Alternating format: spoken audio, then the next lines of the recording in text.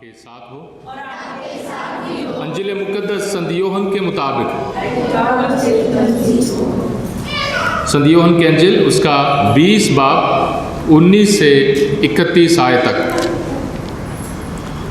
उसी दिन अर्थात सप्ताह के प्रथम दिन संध्या समय जब शिष्य यहूदियों के भय से द्वार बंद किए एकत्र थे, यीशु उनके बीच आ खड़े हो गए।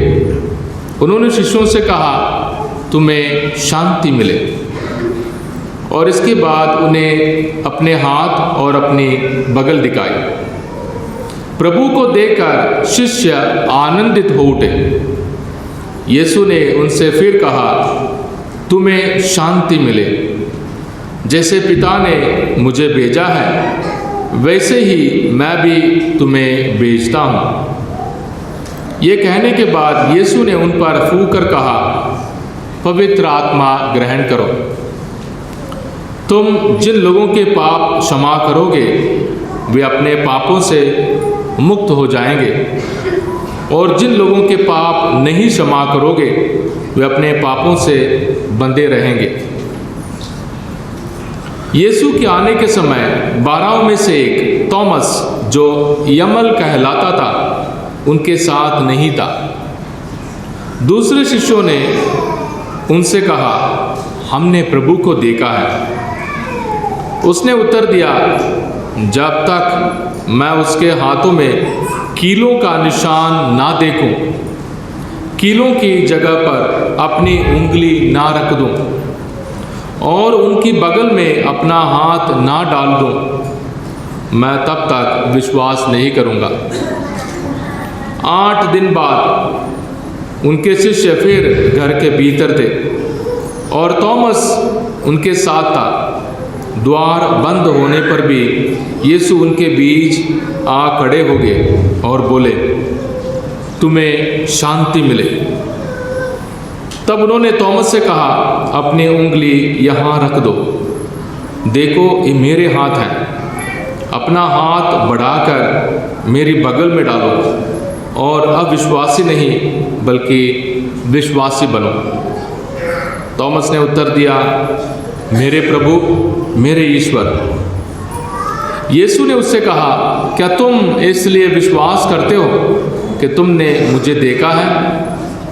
धन्य है वे जो बिना देखे ही विश्वास करते हैं। यीशु ने अपने शिष्यों के सामने और बहुत से चमत्कार दिखाए, जिनका विवरण इस पुस्तक में नहीं दिया गया है। इनका ही विवरण दिया गया है, जिससे तुम विश्वास करो कि यीशु ही मसीह ईश्वर के पुत्र हैं, और विश्वास करते हुए उनके नाम द्वारा जीवन प्राप्त करो। ये खुदा की पाक अंजील है।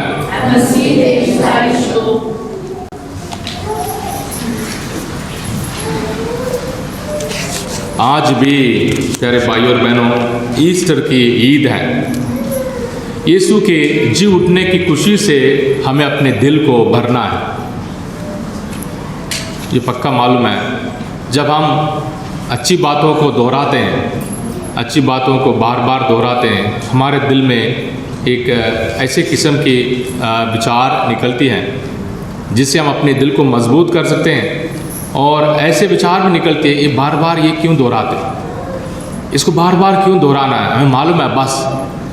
पर जैसे हम रोज़ अपने ज़रूरतों को पूरा करते हैं, वैसे खुदा की हमें ज़रूरत है। खुदा के लिए हमारा जो दिल है भूखा है, प्यासा है, हमारी रूह भूखी है और प्यासी है। इसलिए ज़िंदा खुदावंद यीशु मसीह के नाम पर बार बार अपने को, अपनी ज़िंदगी को, अपने दिल को और अपने जिस्म को और अपने परिवार को बरकत देने की ज़रूरत है प्यारे भाइयों और बहनों।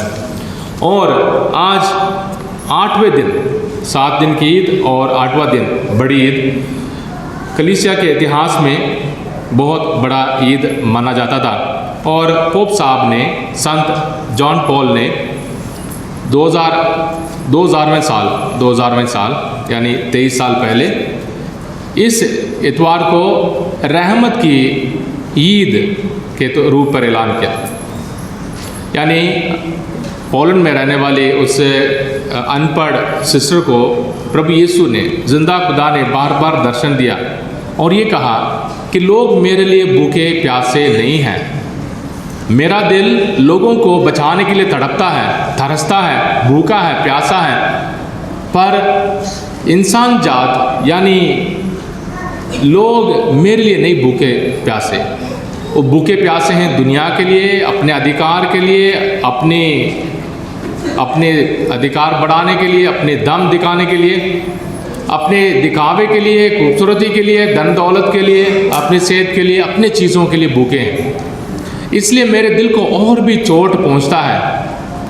और इस इतवार को, ईस्टर के दूसरे इतवार को रहम के ईद के दौरान मनाना चाहिए, जिस दिन मेरा दिल सबके पाप को मिटाने, सबके पाप की सज़ा को ख़त्म करने के लिए तरसता है। यानी इस ईद को मनाते वक्त ईस्टर से आज तक हमें बार बार अपने पापों से दूर रहने के लिए वायदा करना है और इन 50 दिनों के आदतों में, 50 दिनों की आदतों में यानी 40 दिन के रोज़े, 40 दिन के फास्ट और 50 दिन के फीस्ट यानी 50 दिन के ईद। और खुदा हम सबों को बुलाता है कि हम उसके रहम के सहारे जीना सीखें, दुनिया के चीज़ों के सहारे नहीं, खुदा के रहम के सहारे जीना सीखें। और पाक वचन प्यारे भाइयों और बहनों, तीनों पाठ हम सबों को यही मदद देती हैं कि खुदा के वचन को समझना और उसे हासिल करना, उसे खाना पीना हम सबों के लिए ज़िंदगी है। ये 50 दिन हमारे लिए एक कैटेकिज्म क्लास जैसे होगा, पर इस पर गौर करना है, हमने सोचना है। तो ईस्टर के मौसम में प्यारे भाइयों और बहनों, हम सबों को शुरुआती कलीसिया कैसे जीती थी, शुरुआत में ईसाई लोग कैसे रहते थे, उसके बारे में जानकारी हम सबों को मिलती है। आज हम अपने आप को ईसाई ऐलान करते हैं, हम सब बोलते हैं कि मैं खुदा में आ गया हूँ, मैं खुदा में रहता हूँ, मैं खुदा का वचन सुनता हूँ, मैं खुदा के वचन के मुताबिक मैं जीने के लिए कोशिश करती हूँ, मैं खुदा में हूँ, दूसरे खुदा में नहीं है, मैं खुदा में हूँ, है ना। उसके लिए टेस्ट ये है, उसके लिए असली टेस्ट ये है। आज के पहले पार्ट में 4 बातें बताई गई हैं। शुरुआती ईसाई भाई बहन क्या करते थे। एक है चेलों के यानी शागिर्दों के प्रचार सुनते थे, उनकी शिक्षा सुनते थे।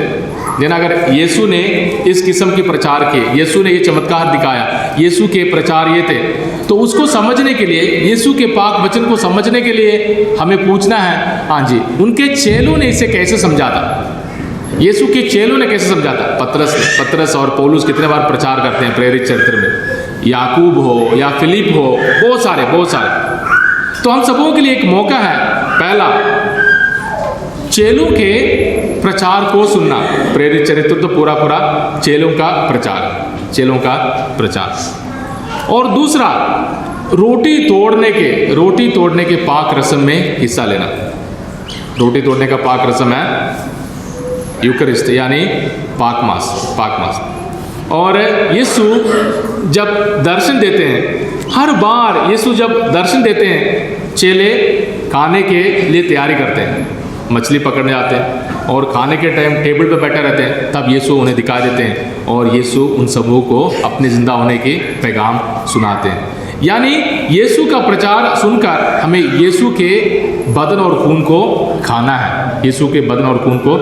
है, तीसरी बात, सब कुछ उनका साझा था, सब कुछ उनका दूसरों के लिए मदद के लिए इस्तेमाल किया जाता था। शायद आज के ज़माने में जब प्राइवेट प्रॉपर्टी है, हर एक का अपना घर है, अपना मकान है, अपना खेती है, सब कुछ है, तो हम दूसरों को ये नहीं कह सकते हैं कि हाँ जी मेरे खेत में आकर आप ठहरो, मेरे घर में आकर आप ठहरो, नहीं।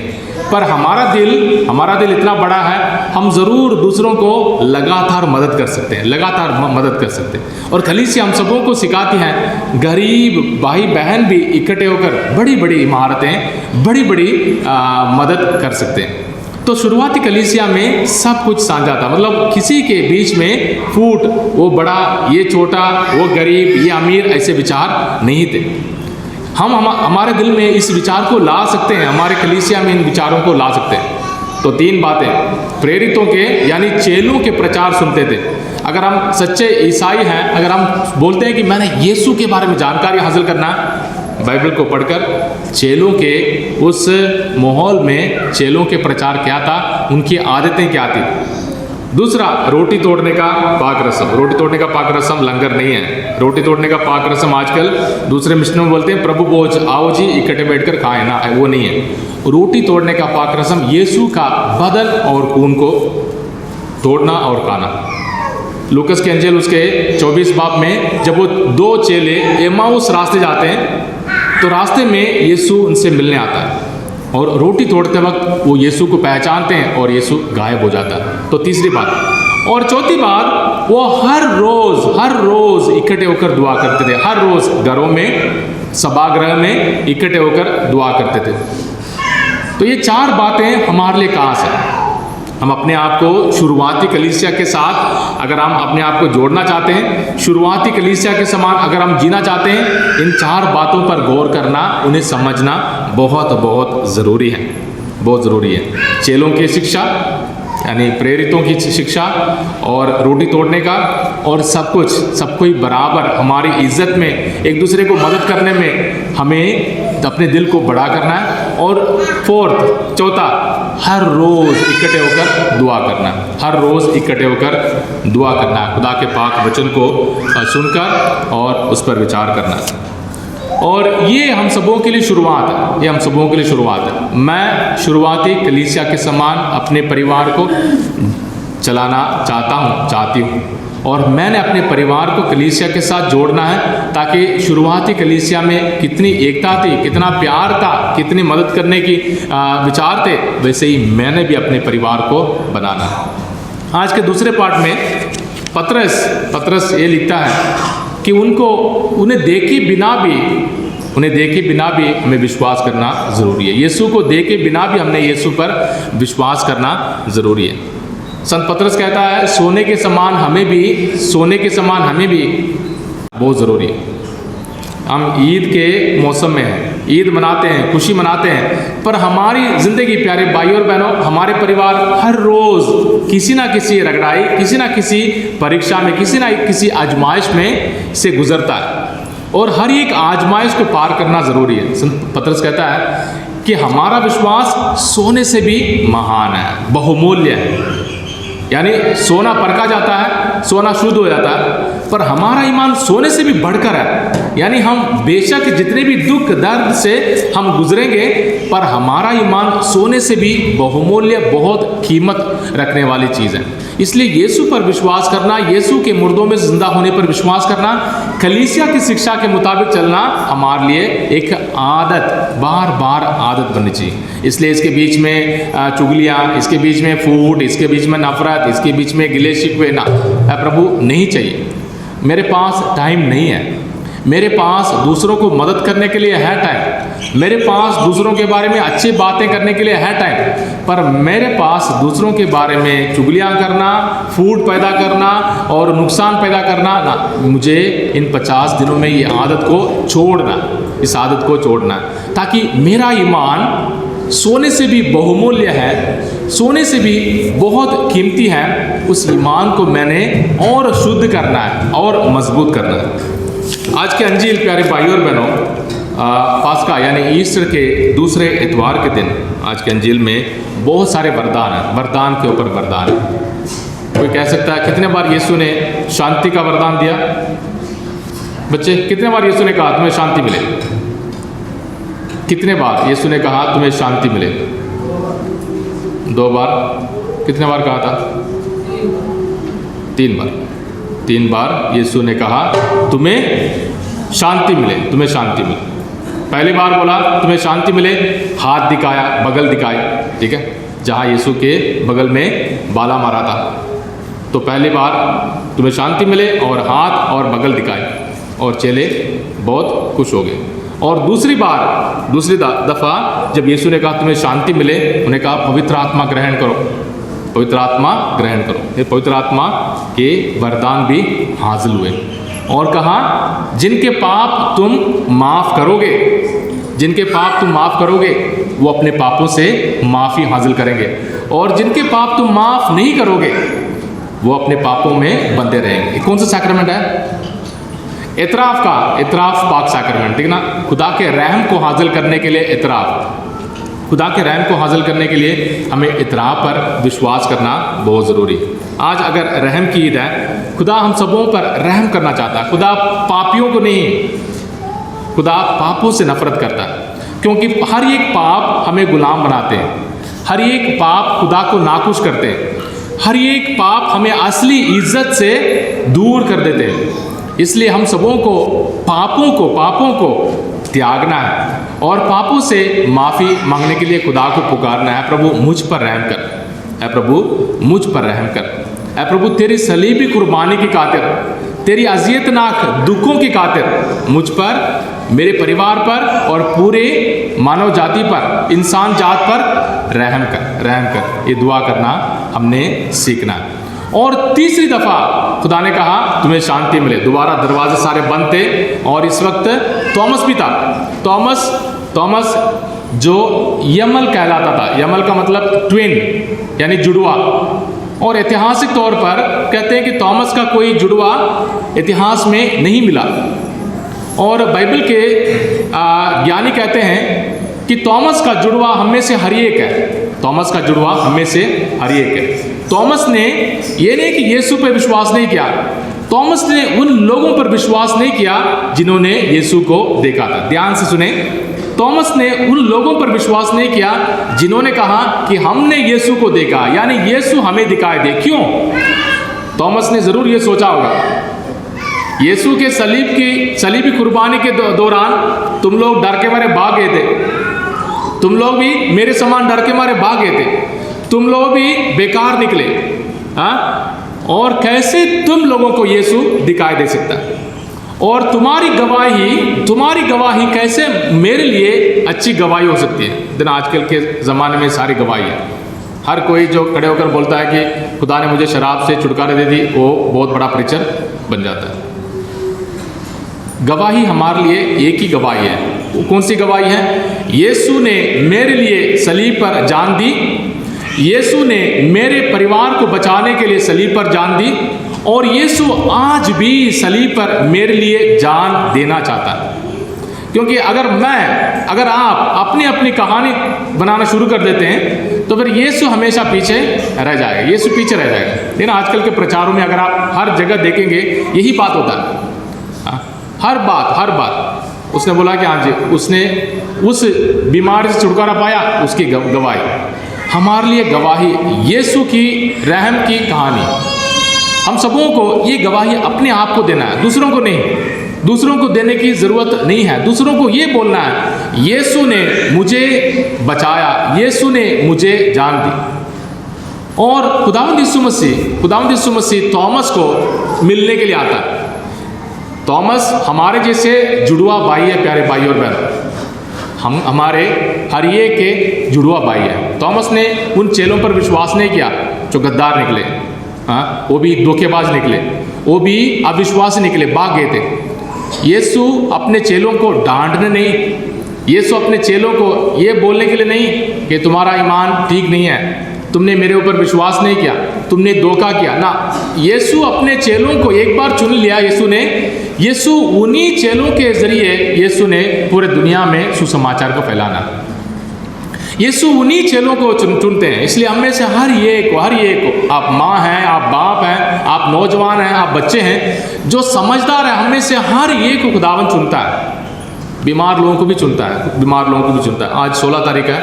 आज के दिन संत बर्नदत्त सुबीरू लुर्दस में जिसने माँ मरियम को देखा था, उसकी आज के दिन डेथ हुई थी, अप्रैल 16 तारीख को। यानी खुदावंद ऐसे अनपढ़ कमज़ोर बेबस लोगों को भी चुनता है, बीमार लोगों को चुनता है। खुदा के रहमत की ईद की जो भी जानकारी है, एक सिस्टर फौस्तीना कोवाल्स्का पोलैंड की थी, उसको खुदा ने चुना। अनपढ़ थी, कौन उसकी बात मानता। आजकल तो हम अनपढ़ लोगों की भी बात मान लेते हैं, पर दिमागी बात, समझदारी की बात हमें कोई परवाह नहीं करती है। पर खुदावंद हर एक को चुनता है, हम में से हर एक को, ये नहीं कि उसको चुना ना, हम में से हर एक को चुना है। जिम्मेदारी और वरदान हम में से हर एक के लिए है।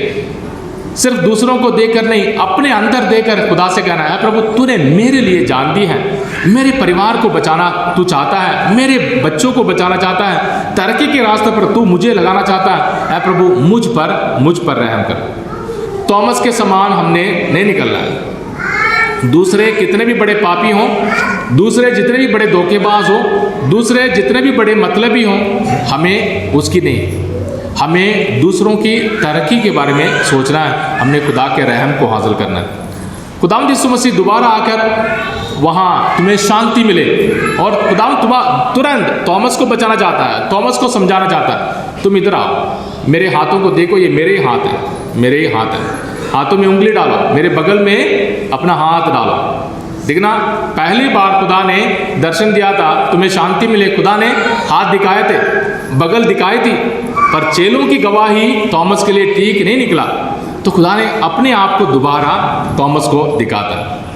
तो इसलिए अगर हम इंसानों पर विश्वास करेंगे, इंसानों की नेकी पर हम गौर करेंगे, इंसान की ताकत पर हम गौर करेंगे, 5, 10, 20 या 40 या 50 हज़ार इंसान की ताकत पर हम गौर करेंगे, तो फिर हम यीशु मसीह को भूल जाएंगे। यीशु रहम करने वाला है, यीशु की खून ने लोगों को चंगा किया, यीशु की सलीबी मौत ने लोगों को बचाया। तो यीशु कहते हैं कि सिर्फ देखने की वजह से तुमने मुझे पुकारा, मेरे प्रभु, मेरे ईश्वर। प्रभु का मतलब क्या है? दुनिया का राजा, दुनिया का राजा। ईश्वर का मतलब क्या है? स्वर्ग का राजा। यानी इस दुनिया में भी तू मेरे लिए खुदा है, और अगली दुनिया में भी तू मेरे लिए खुदा है। खुदा कहता है सिर्फ देखने से नहीं, मुबारक वे लोग हैं जो बिना देखे विश्वास करते हैं। हम में से कितने लोग, प्यारे भाई और बहनों, कितने लोग शायद बहुत कम चमत्कार, बहुत कम बरकतें मिली होगी, गरीबी के कारण, बीमारी के कारण, लड़ाई के कारण, झगड़े के कारण, परिवार में अशांति के कारण कितनी परेशानियों से गुजरते हैं।